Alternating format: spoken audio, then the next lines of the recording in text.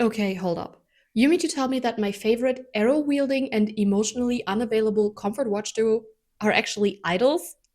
And I have had their songs on my playlist for years?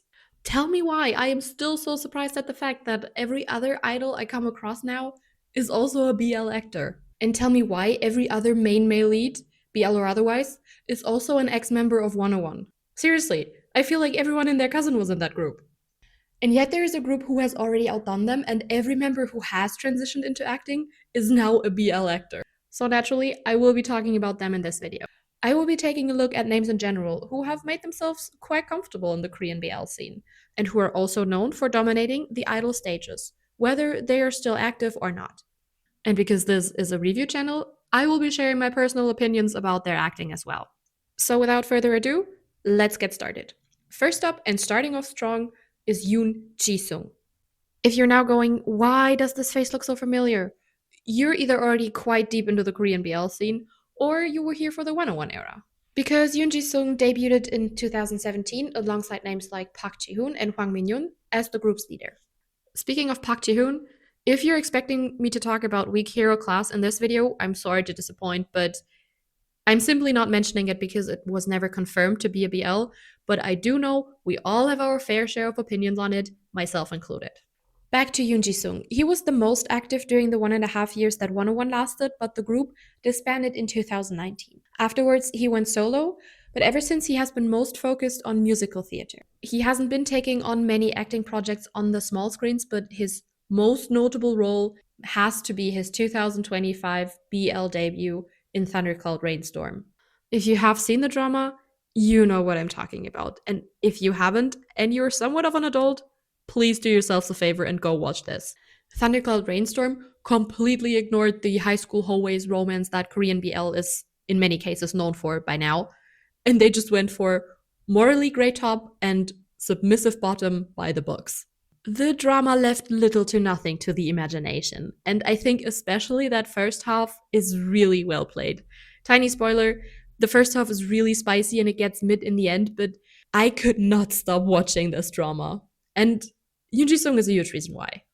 To be honest, I don't see him in the huge K-drama productions anytime soon, especially because I feel like the smaller and more intimate productions, they just suit him much better. And he's proven exactly that in Thundercloud Rainstorm. But I am afraid whatever role he decides to take on in the future, he will always be Lee Il-jo to me, just like he will always be the 101 leader to someone else. Moving on to Kim Jun-soo. To everyone who has seen Boys to Planet and every allies out there, this is not news. But if you have already stumbled across a certain Korean BL called Secret Relationships and are somewhat familiar with the name Alpha Drive 1, let me connect the dots for you. Kim Jun-soo is actually a former member of WEI, and I know for some of you, not even that is news. He put his activities on hold to go on the survival show Boys to Planet, where he was recognized by a judge because she had seen him in the BL, and he is now a member of the freshly debuted group Alpha Drive 1. The fact that that man dipped his toes into acting territory is actually a blessing for my eyes, because his acting is almost supreme. Like, for someone who debuted with a main lead this complicated in a drama that unusual, his performance captivated me fully. I mean, him and all of his three other co-stars did an amazing job, as well as the whole production team. But this is not a praise on Secret Relationships. All I'm trying to say is that I need that man in more dramas, BL or otherwise, ASAP. Up next is Kim Ji-young. If I did my research correctly, he's not like everyone else on this list because he was not an idol first. I mean, he did try really hard and he tried and tried again, so he has several failed group attempts on his record, including INX, a name I have never heard of before, to be honest. But anyway, afterwards, he sort of shifted and transitioned into acting, and that's where his breakout actually came through. He plays the main lead in two BLs, Kissable Lips and Roommate of Pungdog 304. Both opposite of the same co-star as his love interest, by the way. When I saw two familiar faces time and time again, all I said was, so when's the wedding? I mean, I think I heard dating rumors going around, but I never dug too deep into the whole topic, so yeah. Anyway, through those two BL, he kind of already gained a little visibility, and then he continued to go on Boys Planet, a survival show, where he debuted in 2023 with Zero Base One. In my opinion, he's not a bad actor, and he's clearly trying. But both dramas he starred in were not my cup of tea. Again, this is only my personal opinion. I feel like both are worth checking out if you have a little too much time on your hands, and maybe keep your expectations in check. Up next is the group I have mentioned in the intro that by now has no less than 4 members who have already starred in a BL. At this point, I think Omega X might secretly be assembling a whole KBL cinematic universe. The group debuted in 2021, and what was special about them was that their entire lineup was made out of former members of other groups. Not long after their debut, they were all over the news, but it wasn't good news, at least not in the beginning, because videos had surfaced showing physical and verbal abuse towards the members through their agency. So the public was reminded that there is a darker side to K-pop and that there's so much going on behind the scenes that fans just simply have no idea about. But instead of keeping quiet about it and just shoving it all under the rug, the members decided to fight back. And they filed a lawsuit, and they were actually able to terminate their contract early. As a result, all of the members signed with IPQ Entertainment, and that agency has strong ties to drama production. So it's actually no surprise that almost 1/3 of the group has now starred in a BL. And 2 of them have even starred alongside each other, making up the main couple of A Shoulder to Cry On. Jaehan is Omega X's leader and a former member of Spectrum, and Yechan is the maknae and a former member of One the Nine. That's like having Chan and Ayan, or Hongjoong and Jongho, or Aram and Jungkook star alongside the same BL drama and play the main lead love couple, lovers, together. Omega X did that even though they kept skinship very light, but the drama still turned out really, really well. Honestly, I was unsure about the drama at first, despite the chemistry working extremely well and both actors actually making a pretty decent job. And when the drama ended, I thought I'd just put it on the shelf and never think about it again. I could not have been more wrong, because I found myself genuinely missing them. And somewhere along the lines, I have become one of those people who are now impatiently tapping their fingers for the second season. At this point, I think you can imagine the nonchalant gasp I let out when I saw their cameo in Death for Two. Speaking of which, and moving on to the next Omega X member, let me introduce to you Song Hang-yong.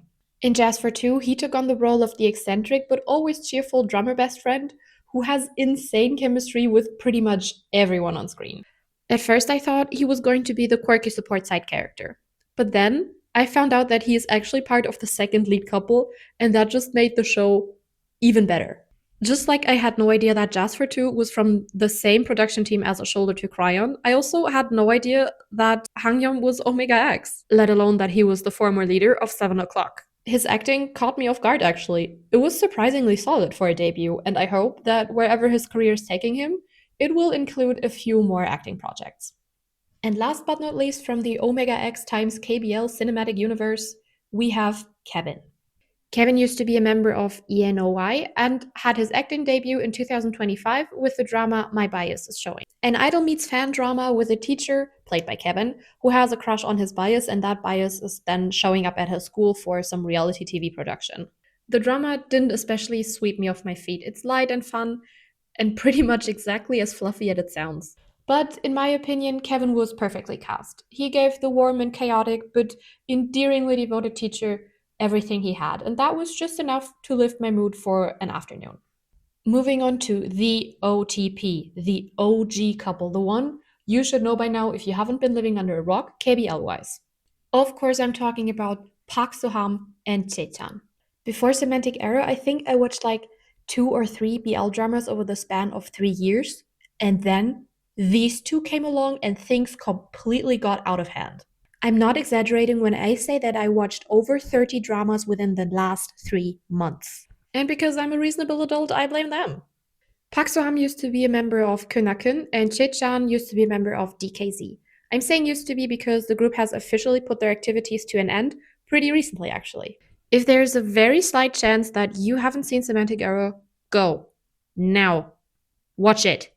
Or at least put it on your watch list, because Semantic Error reminded me why Enemies to Lovers works so well if it is done right.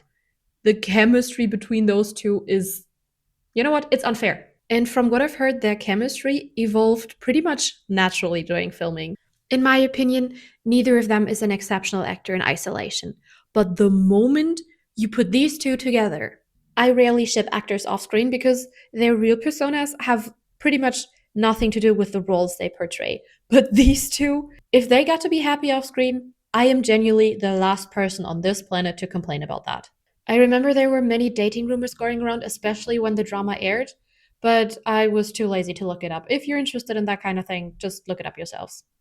And that concludes today's lesson in KBology. As of 2026, the KBL scene keeps growing and the names keep getting more and more unexpected. Honestly, at this point, I'm going to need a 48-hour day to keep up with everything.